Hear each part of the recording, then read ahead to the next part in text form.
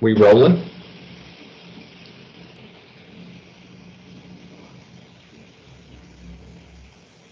Good morning, afternoon, or evening from wherever you're listening across the world. Welcome to another episode of Just Ball Things. With me today via Skype, and I can actually see his physical flesh, which is a nice additive. We have the J-Man. Nice flash there from J-Man. J-Man, Jack Manuel, how are you, buddy? Very well, mate. I'm almost looking as good as your slick, sexy hair. Yeah, give the people what they want, Jackie boy, and it's a disgusting Italian.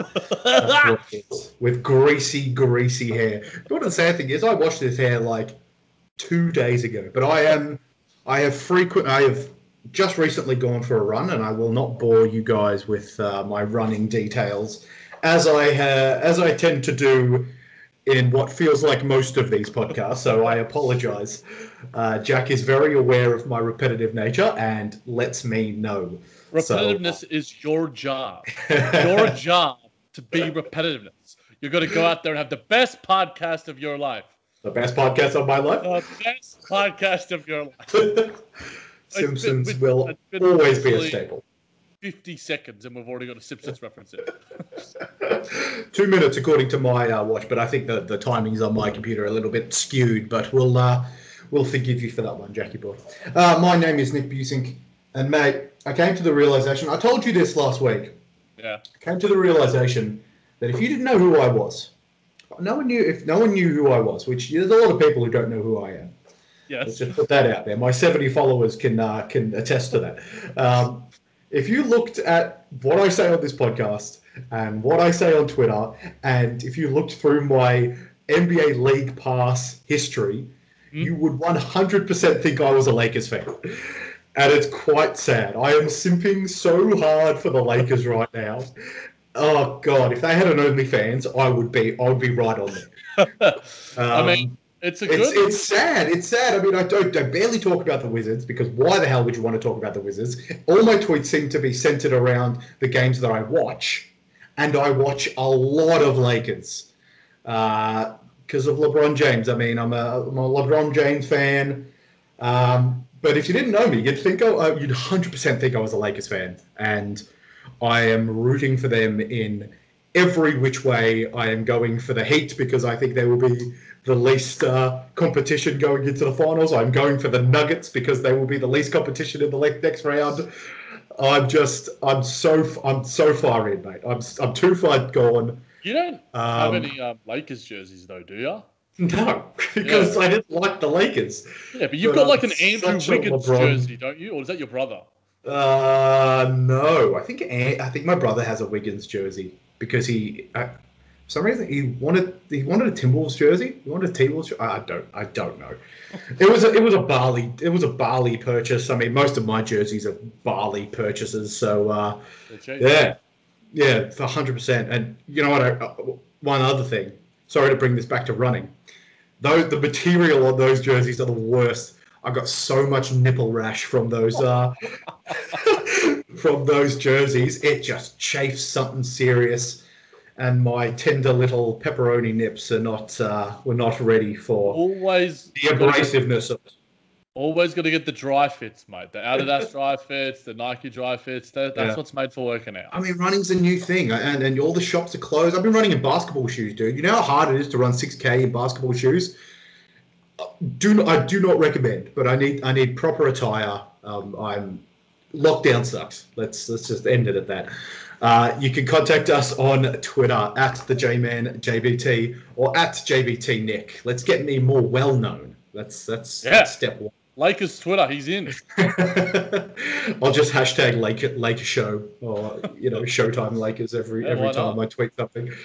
It's always regarding the Lakers, so yeah. We're closely affiliated with OTG Basketball. They've got an awesome podcast network and news website. You can keep up to date with all things NBA at OTG Basketball. Give them a follow on Twitter as well.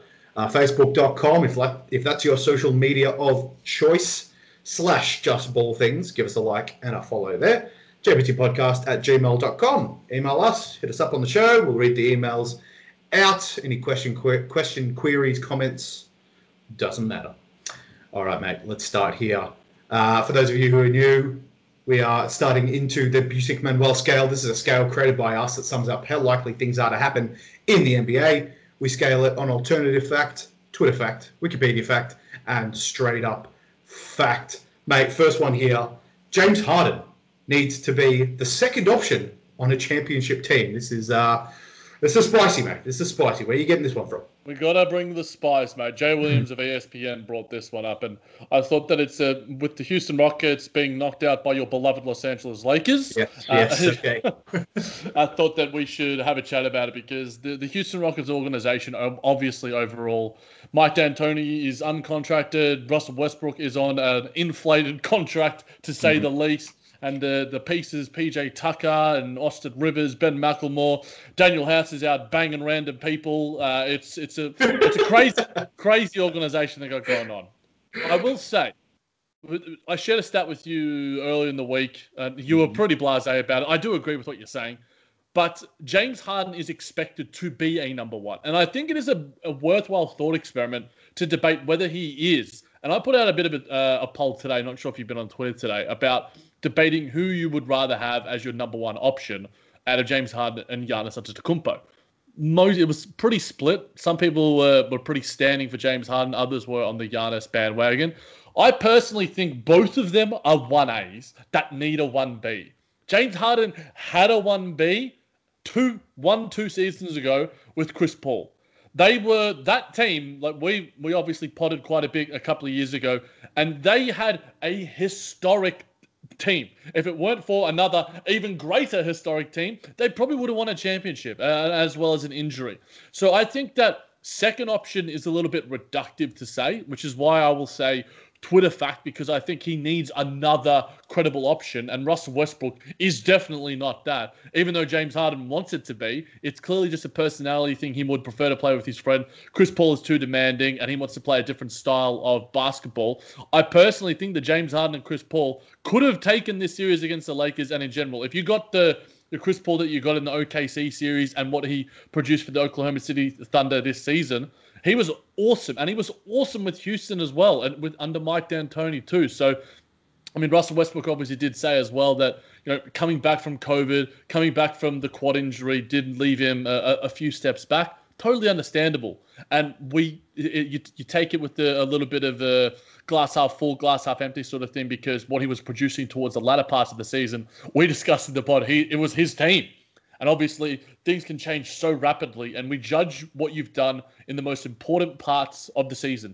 The most important parts of the season, the playoffs. James Harden, I won't say rarely steps up, but he has had more negative moments than positive moments, or average moments. Let's say it that way. You don't really have a standout James Harden moment in the playoffs, really. Apart from probably that block on Lou Dort. Russell Westbrook doesn't have that either. He does to an extent probably in those early OKC days alongside Kevin Durant. Those were immense and awesome teams. So I think James Harden needs a 1B. And funnily enough, James Harden and Giannis would probably be very, very great fits together. You know, maybe I think the only better fit for Giannis would probably be a guy like Damian Lillard, Chris Paul, who we'll get to later in the pod. But James Harden is a 1A. He needs a 1B. I agree with you. So the whole thing that, you know, you didn't think, you know, we had a segment last week where we asked if Giannis is the guy, and you were saying the same thing. But I mean, I can't remember exactly what you said, but to me, Giannis is below Harden in terms of ability to lead a team. And so if Harden's a 1A, then Giannis is a 1B and can't be a 1A, if that makes sense. So Harden needs a second option on a championship team. This is a 100% fact.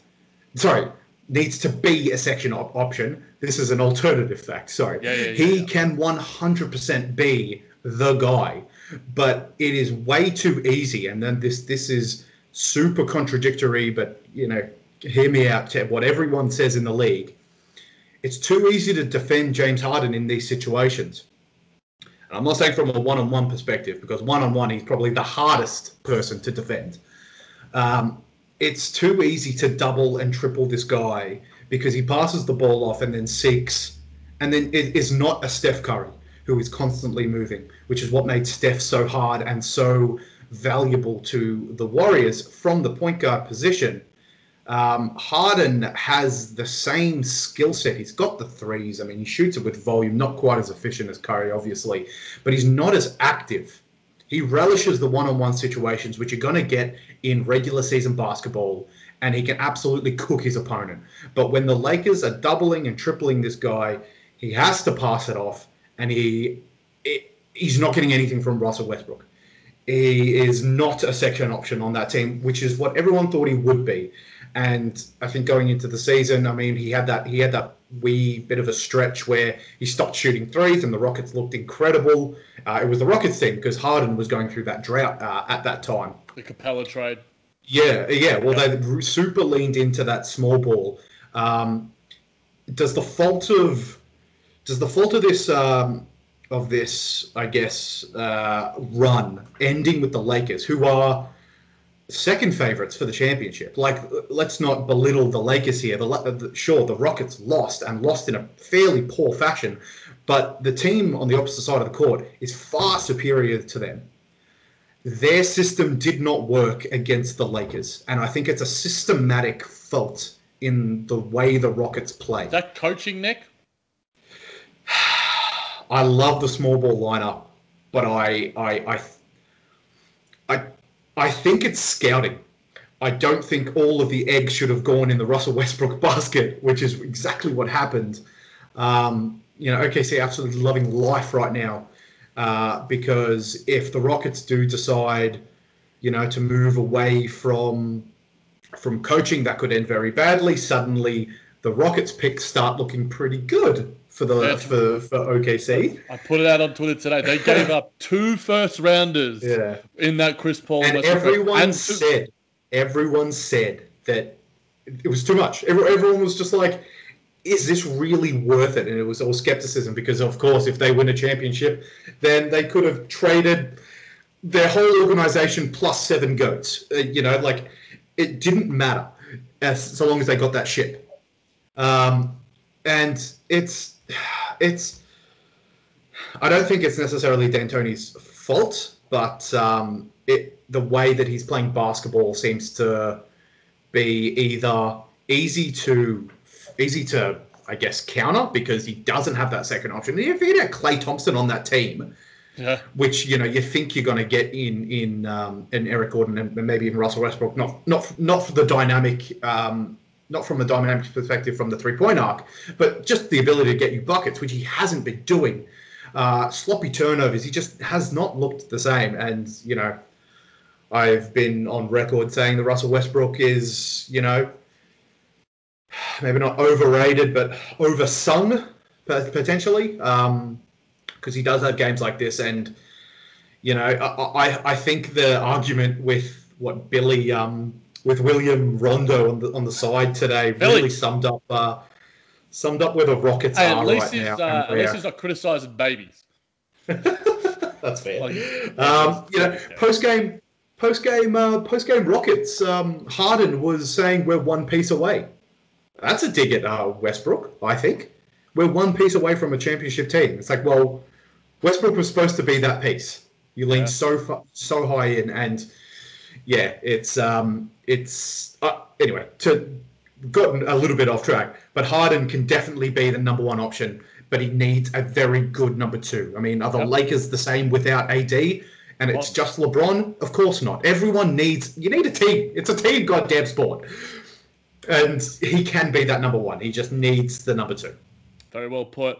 Nick, we'll move on to a guy that we just mentioned a little bit there. Giannis will request a trade from Milwaukee following the 2021 season. Not in the offseason now, but next year. Now, to preface this, Nick, plenty of news came out today. Chris Haynes did some great reporting for Yahoo Sports saying that Giannis has met with the ownership today to discuss his future and the future of the franchise.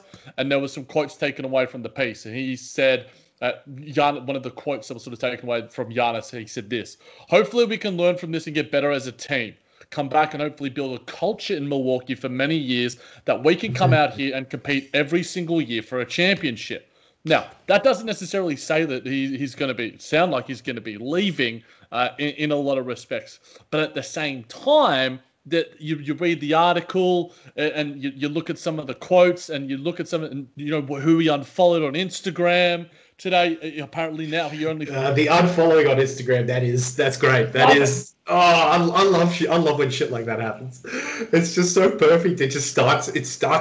I mean, I feel like it's generally accurate. But as it actually kind of true because I don't know. Like it feels like every time I see these reports, they're gone. Like I remember it happened with Kyrie in Boston. I remember it happening. Like he unfollowed all the social media. It was like, well, that was a little bit more clear cut. I think Kyrie was very clear with his intentions, but I feel like whenever I see these social media unfollows, it tends to be more to it. Yeah. And he does follow an NBA player, his brother Thanasis in LA. Yeah. So he's that's clearly family. That's family. You can't unfollow the family. I mean, Jesus. In saying that, Nick, do you think that he is long for Milwaukee?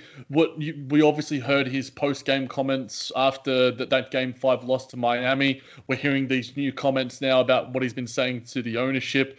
He seems like to be if we're doing, we love to be armchair psychologists and read the Instagram stuff, but also the dedication and the personality type seems different to a Kyrie, a LeBron, an AD. He doesn't have those AAU connections where he's drawn to New York or LA. Well, maybe we don't know that. Where we spent, 8-10 minutes discussing his smoothie preferences and all that sort of stuff. He just seems like a really humble and obviously an international sort of guy, and Milwaukee is his home. He met his partner there. They've had a child there. He seems to me that he wants to make Milwaukee his home, and it seems to me he could be a la Dirk, a la Kobe in a lot of respects and be a one-franchise player. But at the same time, you read the tea leaves, you look at the Instagram. I'm torn, mate. What do you think? Before all of the Instagram stuff had come out, I would have said 100%. I think Giannis will stay because he doesn't, like you said, he doesn't seem the type. He just doesn't seem the type to up and leave a franchise. He's not as abrasive as your Kyrie, as your LeBrons, as I think he's got a true connection with Milwaukee that is lasting. I mean, he wasn't a prospective number one pick like the other two that had all of these expectations coming into the league. Obviously, a lot of people turned him down. Milwaukee Bucks take not so much a flyer, but pick him up and groom him into the best player in the league, according to. I mean, it will be voted, but it will happen. And I think there's almost like there isn't one, but I feel like Giannis would feel like there's a debt of gratitude there for Milwaukee, and he just seems the type to not just up and leave this franchise that has given him so much opportunity. It does definitely feel different to a LeBron and a Kyrie in that respect. But I read a lot into these social media. Has he sold his house? We love reading into the selling of house. Hey, he doesn't have to sell his house. Just look at the buying market. These guys make millions. He doesn't need to sell his house. Not that, I mean, not sure how many renters he'd get at Milwaukee. I'm not sure if Milwaukee's a fantastic holiday destination, but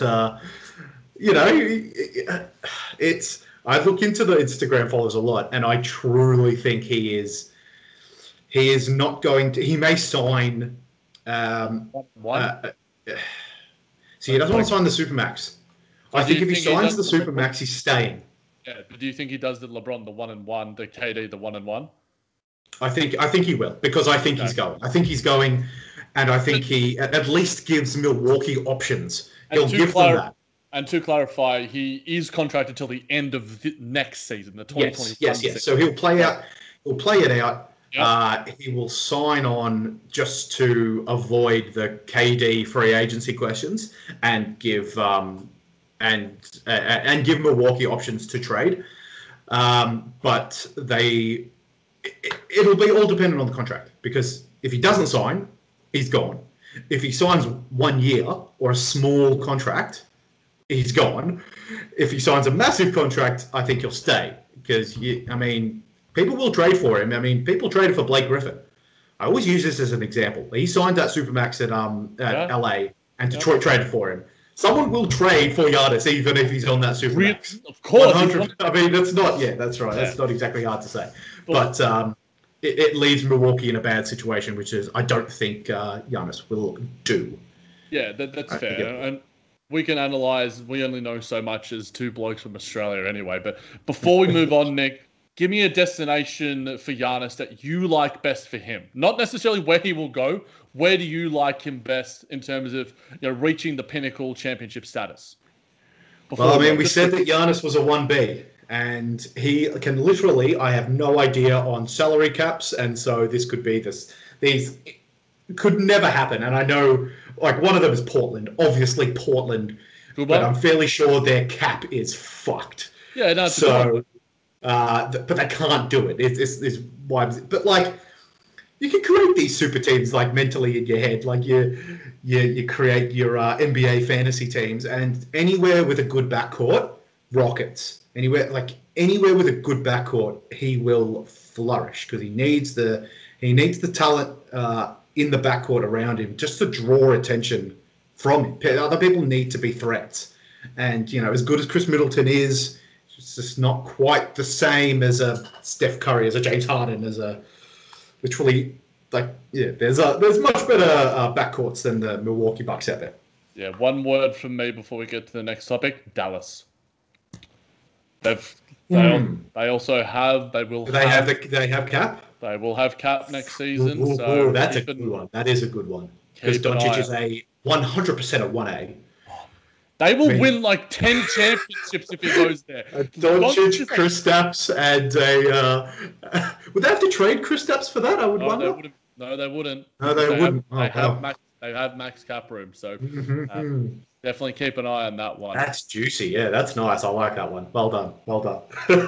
A max player that has gotten plenty of guff lately, Nick, is Pascal Siakam. So I put to you, Pascal Siakam isn't a max player. That max contract for those playing along at home kicks in next season. He's finishing that rookie deal now, and I believe he's on 430 or 530. Something around that mark. From 2020 to 2025, it's at 29, 31, 33, 35, and $38 million to Spicy P. What do you think, Nick? So is he worth that max contract then? Is he? I mean, it's undeniable that he had a rough bubble. It's bad. He had a rough bubble. Let's not forget what he did last year in the playoffs with a superstar next to him. Pascal Siakam could be a 2A or 1C. I'll put him 1C because he's is he a 1B? Not quite at the moment. He definitely could be. The second best option last year, to be honest. Kyle Lowry and Fred VanVleet were better than he was. I'd have to have a look at the stats, but memory says that Siakam still... He was good. Better than he is now. I mean, Jesus. He had a bad bubble. He had a bad bubble, not just playoffs, just all bubble. There's just a lot of great GIFs and memes that I'm sure you saw as well of just random people and things spinning. And it was just Pascal Siakam's only offensive move. And then I always thought about that because it worked in the regular season. And I never understood why. Because it's not like he's just perfected the spin. Boston are great defensively. They're great. That's true. That's do true. that shit on Marcus Smart. Even a Semi Ojeleye who's thick AF. He's got Marcus Smart's value. Marcus Smart's value right now is just through the roof. He's always been a good player, but right now I have never heard more people talk about Marcus Smart, and I think it's because of that block. That is just that one defensive play just skyrocketed him. Not that that was the only one. I'm not saying that, but I feel like it's the only thing I've heard about the past 2 days. Which is it is what it is. But is Pascal Siakam a max player? I think he is. Okay. I still think he is. Obviously, regular season is very good. He's got the. He's definitely has the capacity to grow. We've seen different facets of his game. Obviously, one most improved, and then first time All-Star, and he's a good player. There's a base there, and I think that is enough to warrant a max contract, because through coaching, obviously we saw him flourish next to Kawhi Leonard. You put the right pieces around him. Maybe not a 1A. Sorry, definitely not a 1A from what we can see right now, but a 1B, 1C, 1C and a half. Like 1B and a half. However you want to phrase it, between B and C. We love going off the scales here. I still think it is. I'm giving this one not a full alternative. I'll give it a Twitter fact. Because it is. I still think it is worth it, but it's hard to fight a fight for Siakam at the moment, given what he's just showed us in the playoffs. That's totally fair. Yeah, I think I'm probably with you with the Twitter, and I make comparisons to, say, Ben Simmons and Jamal Murray. These guys who that first max contract is about potential. Can he grow out of this? And Kyle Lowry had some great comments to say about him seeing all the negative comments about the LeBron toe days, him and DeMar DeRozan, and saying he wasn't clutch, he wasn't a player performer, he couldn't step up, and Kyle Lowry obviously had his ups and downs throughout this series, but he has proven that he is a playoff performer now, and he can step up in some massive moments, and he's just like, read all of it, soak it all in, use it to fuel you, and we've already seen some tremendous growth from what Pascal Siakam was heading into the NBA to what he is now. He's already exceeded those expectations. What he needs to work on is the ability to have, and it's probably maybe similar to what Giannis has. Both of them are great athletes in different ways, respectively, but they don't have the finesse and skill to really be a 1A, as we were sort of talking about on this episode. And I think that comes from.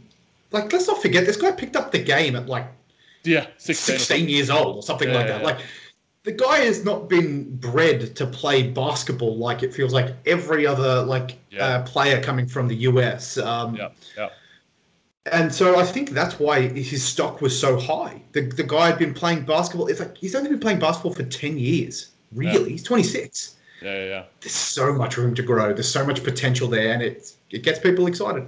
Oh, yeah. I mean, there's not a lot to worry. I think that he seems like the kind of guy who's got a great attitude as well. We're all spicy feed Toronto fans here. So he might not be right now, but all he needs is that Jamal Murray moment in the postseason like he did, and like the conversation we had in the last episode. It's funny. In 12 months' time, we could be having the exact same conversation about Pascal Siakam. But a guy who's definitely going to be getting a match, and is definitely worthy of it, Nick, is Jayson Tatum. And we had Kemba Walker say in a post-game press conference about him being a superstar. So I put to you, Jayson Tatum is a bona fide superstar. I mean, I feel like we talked about this when he went on that run post-All-Star. Yeah, true. I feel like I would have said fact then, and I'm saying fact now. If I didn't say fact then, it's probably because I'm like, let's see if he can continue it. He has most certainly continued it. The guy is the way that defenses play people indicates their superstardom. And they have played Jayson Tatum very well. And Tatum has adapted and created and been a bona fide superstar. There's no different way. There's no ways to put it. The guy is... How old is Jayson Tatum? He would be 21, like 20. I think. I would have thought 22. But even then, that's still stupidly young. Like, it is. He's more of a man than I can ever be, and I'm 4 years older than him. I'm 8 years older than him. Yeah, well, there you go. Like, it's incredible. It is incredible to watch this guy play, how he carries himself. And, I like the Celtics, which is like, I never thought I would say those words. I mean, I love the Lakers. I also never thought I'd say those words. But, here we are. And, Jayson Tatum is a big reason for that. I like the way that Coach Stevens carries himself. Like, I love this whole team. But, back to Tatum. 100% he's a bona fide superstar. He carries himself well. He performs when he needs to perform. He creates the right play, it feels like, every single time he has the ball. I mean, what other qualities do you need? Like, to be a superstar? Like, he is between him, Doncic. The future is looking bright for the NBA, and I'm very, very excited. Yeah, I mean, it's a pretty easy sort of factor to have. Obviously, there is still growth within his game, Luka's game, all these sort of young superstars that we're talking about. You know, before we give a quick Celtics-Miami prediction, and we'll look back and see what we sort of think going forward, and we'll revisit this in future pods. Where does he rank as a player to you right now? Just off the top of your head, I saw some polls. A lot of people saying top 15, some people saying top 10, some saying top 8. It's he's in one of the 4 best teams in the NBA right now, or 4 or 5 best teams in the NBA right now, and leading that team into a postseason run that could lead them to a championship. That has to be a pretty high ranking. Top 10, 100% top 10 for me. Wow. If I'm thinking of, he's good. He is so good. And I mean, this could be this is Jamal Murray's team now. And Kev slapped me straight in the face. That take died pretty bloody quickly. Thank you, Clippers, for playing hard defense. But yeah, I think the adversity that he's seen, and the longevity of this run, I think it's real and sustainable growth with Tatum. And he'll be in the MVP conversation next year because Boston will be good. Boston are young right now, and they just took down the reigning champions. We'll get into the predictions soon enough. But I'm surprised that and I think a lot of people were never underestimate the heart of a champion, that Toronto took this team to 7. Because the Celtics, I think, are much better. They are the best team in the East right now, obviously, with Milwaukee gone and Milwaukee's postseason being very null. The Celtics are scary. The Celtics are hella scary.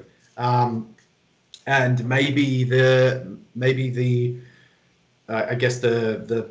experience catches up with them in the playoffs. Maybe against this Heat team, we'll wait and see. But I think he's top 10 for me if I'm sort of thinking of players. And the next season will be an interesting one because it could be the next generation of players in Doncic and Tatum in that MVP conversation, which will be wild. That will be wild. Yeah, I mean, but it's the game is in such good hands, and it's so exciting. We're obsessed with it. We love seeing, Luka. And Luka, he proved against... He led that Mavs team. He could have stole that series from the team that's probably going to win the championship. But in saying with Jayson Tatum, I'll sit on the fence ever so slightly. I'll go top 12.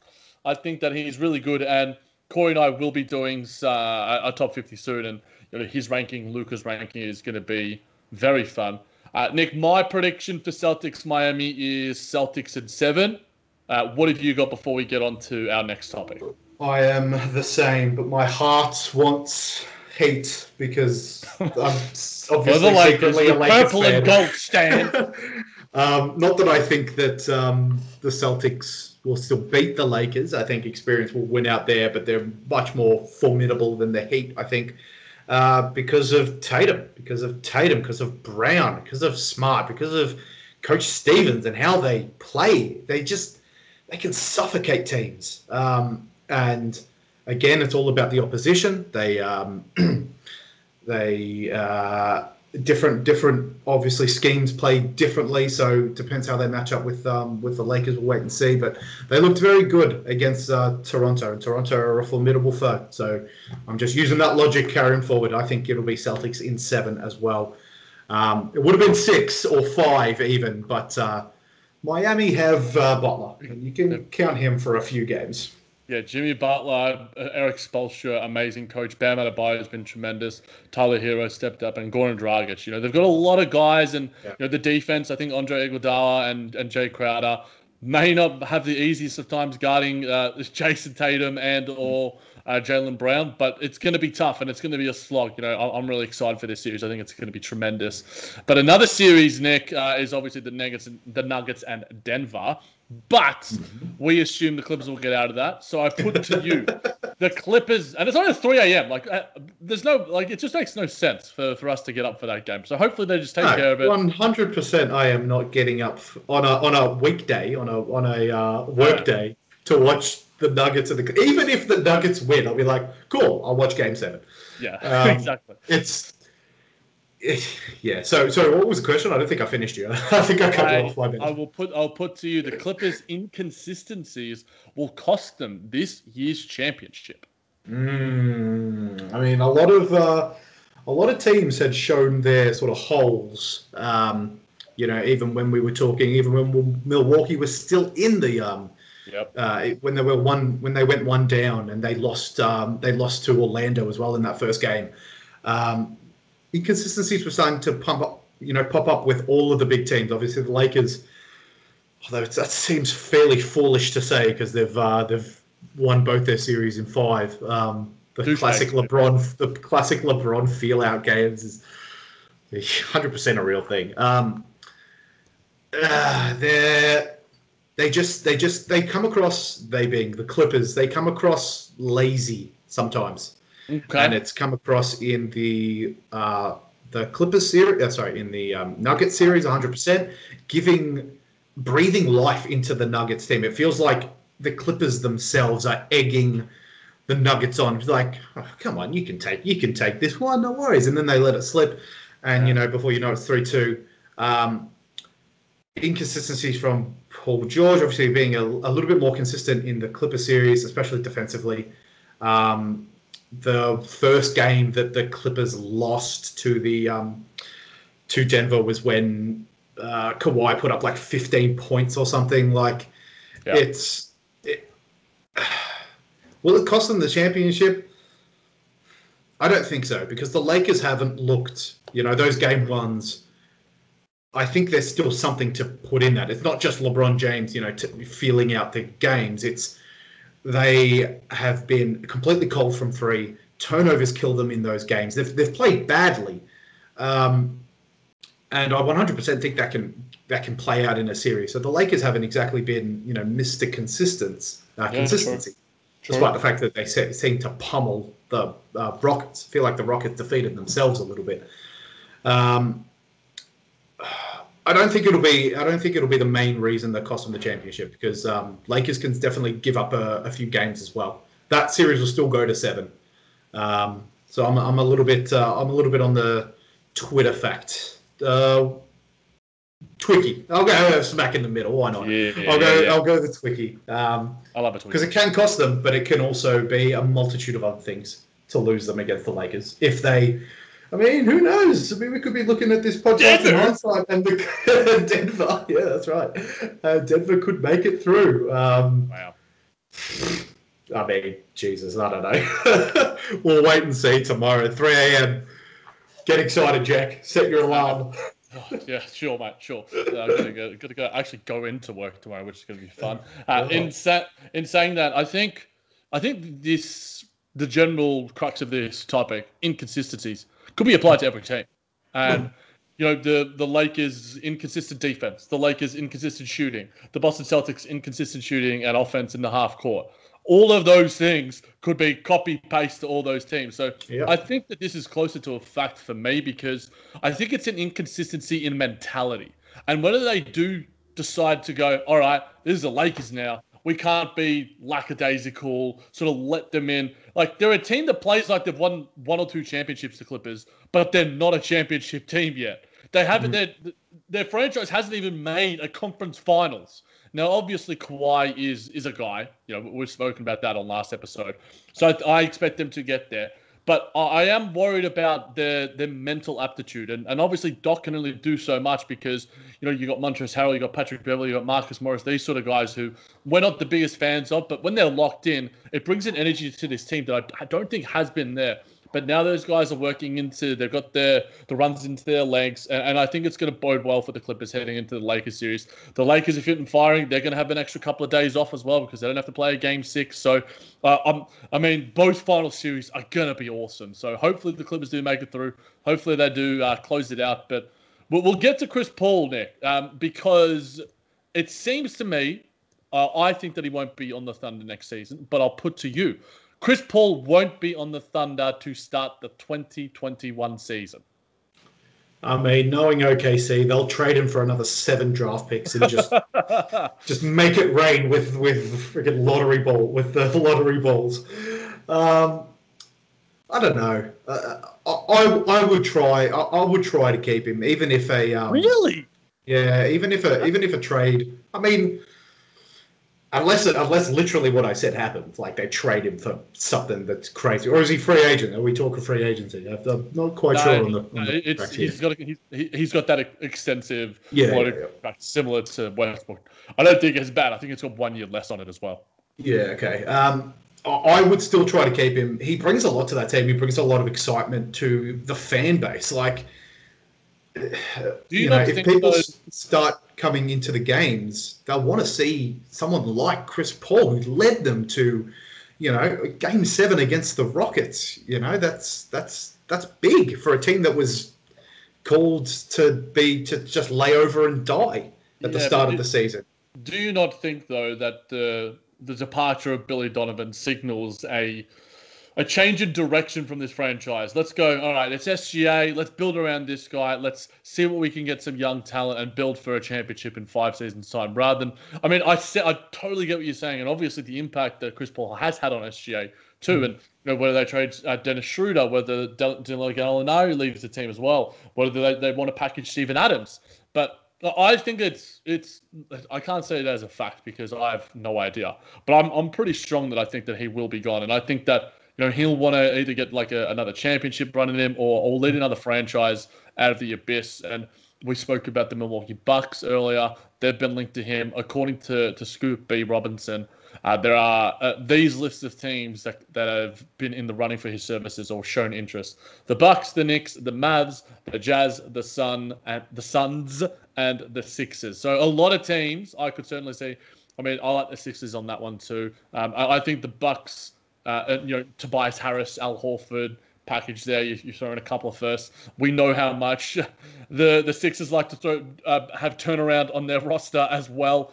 So I think he's gone. To be honest, I don't necessarily think it's a fait accompli. Like it's 100% lock it in Eddie. But I'm pretty close to that fact. Yeah, it's a big difference asking whether he will be there, because if I was the Thunder, I would want him to be there 100% from an organizational standpoint.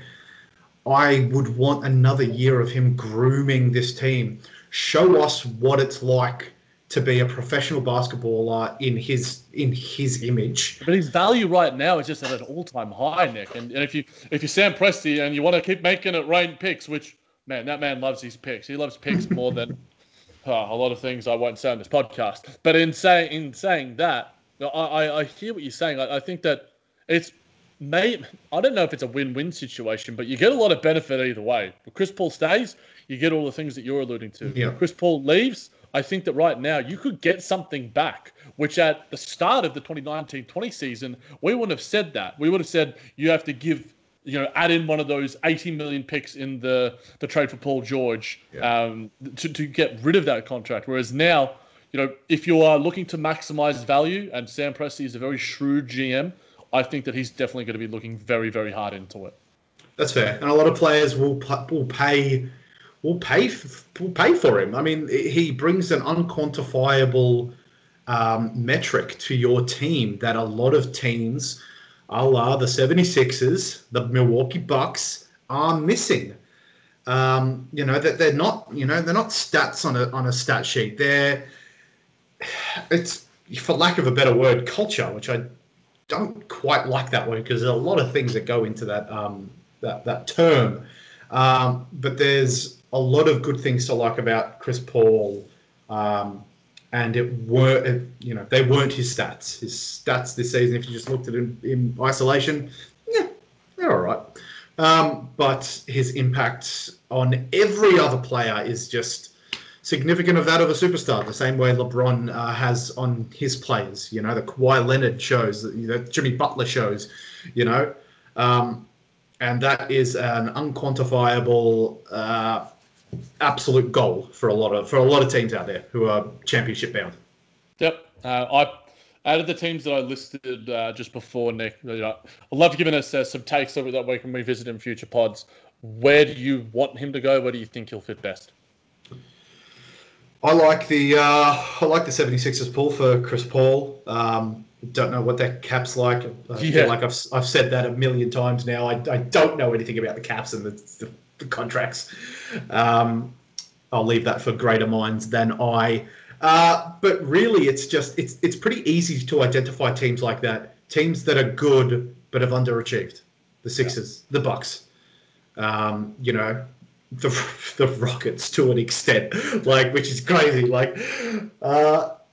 Pretty easily to identify teams. Hell, I'll take them on the Wizards. Although we probably achieved about on par with what we were expecting. So yeah, pretty much.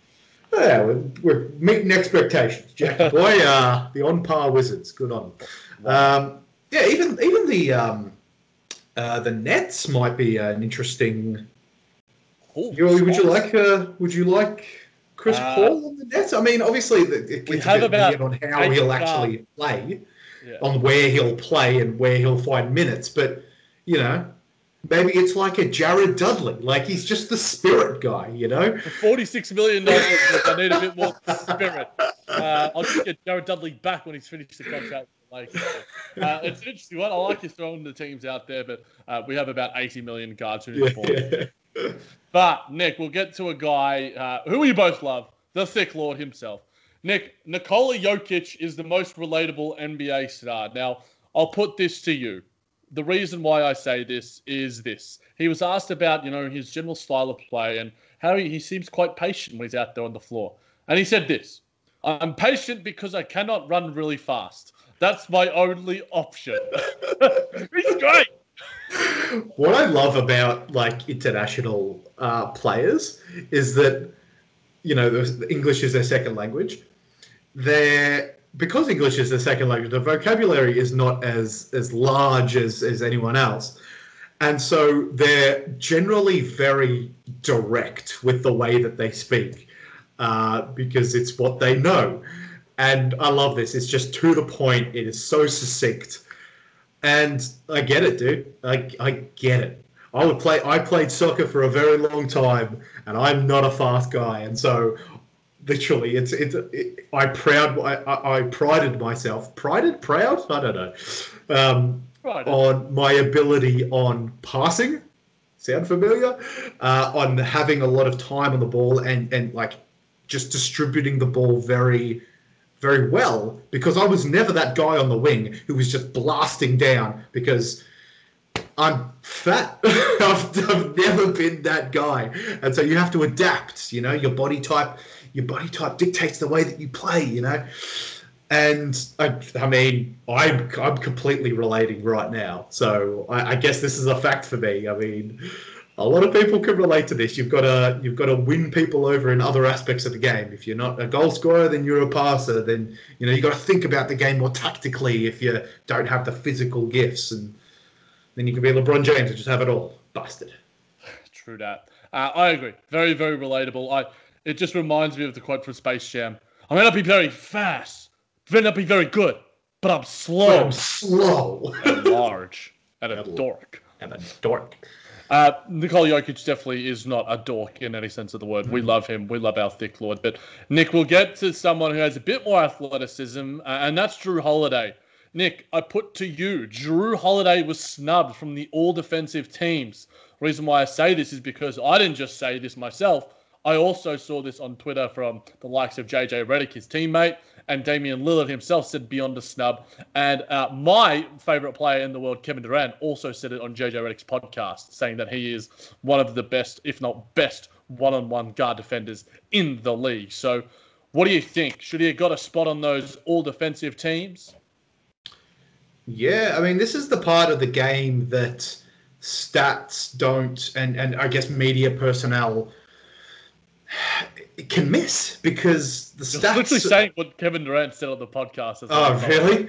Yeah, yeah. Because obviously the media personnel can't watch every game. They're not on the floor playing against this guy. The Pelicans' defense was Not good. so bad. Like that's you see a team defense that bad, and most players on that team are just going to be overlooked for defensive accolades, which is an unfortunate, I guess, reality of having media personnel vote on something like this. Excuse me. And so I'm 100%. I mean, I wasn't. I don't care. Like I didn't really care. The all defensive teams, and someone from the Pelicans didn't make it. I mean, it doesn't really matter. Obviously, did defensive teams count for contracts? Does that count as a contract? Yeah, they do for specific players. So, like, you would assume for like a Marcus Smart or whatever, the fact that he deserved it. Two guys that I'll bring up that I think that he could have usurped in that conversation is Pat Beverly. Pat Beverly and Eric Bledsoe. Both of them, both of their teams had really good defensive seasons. And as you sort of alluded to there, Nick, the sort of team defense. And, Eric Bledsoe in the regular season, there's few guards that can get through a screen like he can. He's the quickness of his feet. He has, great athleticism, great hands. But Jrue Holiday does that as well. Pat Beverly, to me, he's what Marcus Smart wants to be in a lot of ways. And I think that, I don't rate him. Like, if we're ranking, like, the guard defenders that I just spoke about, Bledsoe, Beverly, Holiday, and Smart, I'd go Smart, Holiday, Bledsoe, Beverly. Or Bledsoe, Beverly probably together. For a one-game sample size, probably give me Beverly because he can just be really pesky and annoy the shit out of a superstar. I mean, Beverly's a good defender. We're not saying that. But the guy played 20. The guy averaged 26 minutes a night. It's obviously coming off the bench for the Clippers. I still feel like most of the amount you play needs to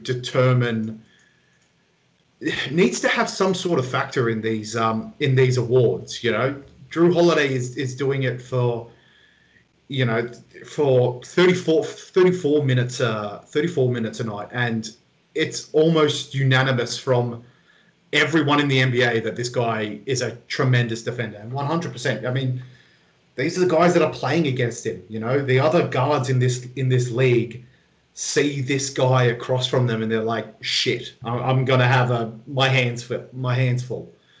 I'm sure he relishes those defensive opportunities as well. Doesn't play for a big market team, never has. Like, I guess he played for Philly back in the day, but I don't know. He's just so undersung for so long, and I thought maybe when he absolutely shut the down of Damian Lillard in that playoff series, I'm like, this is the point. This is the turning point for Jrue Holiday, and I guess it never sort of eventuated. The Pelicans continued with a bit of disappointment, and then the AD controversy, blah blah blah. Yeah. And yeah, I mean, it's a fact. It's a snub. Like, we've been waffling about this for which is what we tend to do. But the end of the day, it's an easy decision. This is a hashtag fact. He 100% was snubbed from this team.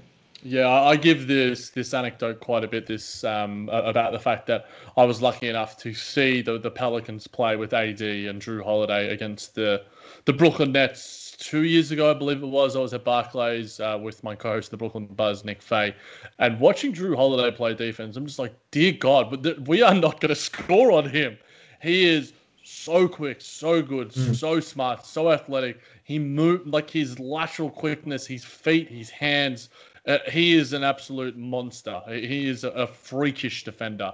And that's one thing, like you mentioned, Nick, you just have to watch the games to see. You got to either be in the arena, watching it on TV. I think being in the arena for defense has an even bigger effect, to be honest. Like, when we've watched games together, watching, like the Knicks play and Porzingis, and then, watching, Paul George play for the Pacers against your Wizards, you see the nuances that little bit more. And we're no experts here, but we like to give the credit where credit's due, and we're listening to the players as well.